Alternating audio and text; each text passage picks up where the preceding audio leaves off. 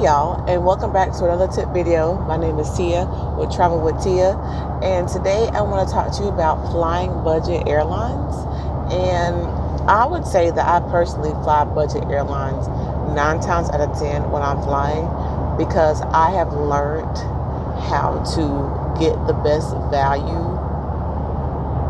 with them, getting the most out of my money when I'm flying budget airlines. And when I say budget airlines, I mean those airlines like your Frontier, Spirit, Allegiant, Breeze, all those airlines where it seems like, yes, the ticket is affordable, but then you have all these extra and hidden fees. Well, today I want to talk to you about 5 ways to kind of combat those fees and what you can do to save your money the next time you decide to fly on a budget airline. Tip number 1, and this is very important: be realistic, open and honest with yourself about your flight needs.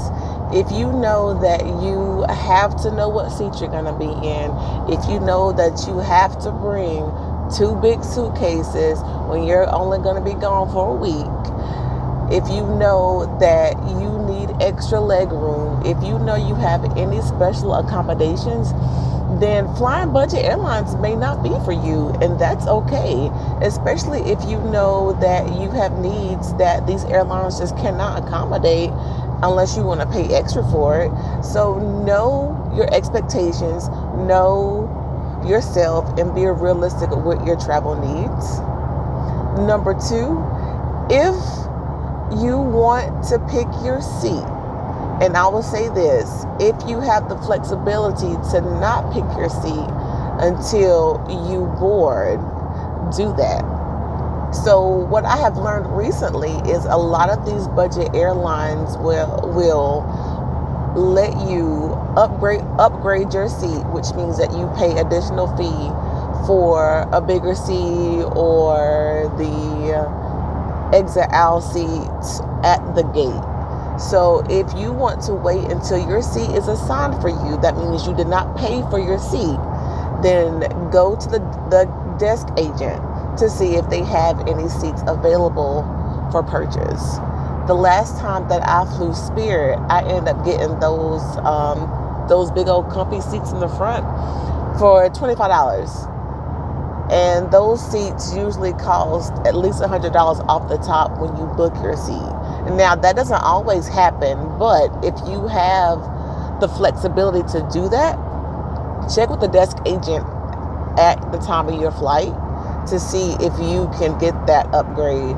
And I use that word lightly because you're paying for it to get the bigger seat. Number 3, learn how to pack effectively and efficiently. So what that means is, if you know that you're going to be gone for a weekend, invest in a good weekend bag specifically for these budget airlines.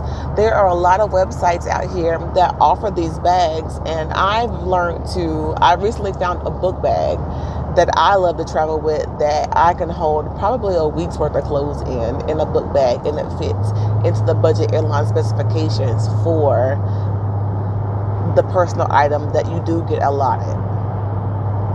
Also, if you feel like you have to have a bag, sometimes it's cheaper to get a check bag versus a carry-on, and you can get more things in there.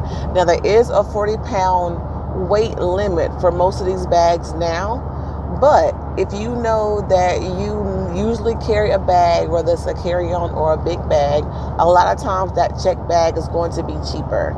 So look and compare those prices and make your decision that way.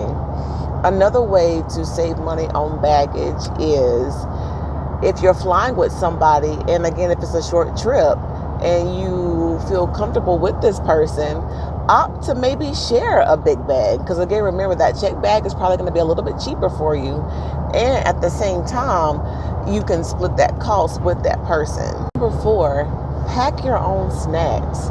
So you can bring snacks with you to the airport and through TSA. You just can't bring liquids like drinks.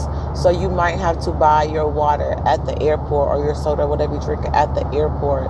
But pack your snacks with you, especially if you know you like to snack while you fly, or if you have the idea that you may even want to snack and want the option. Bring your own snacks and save you money.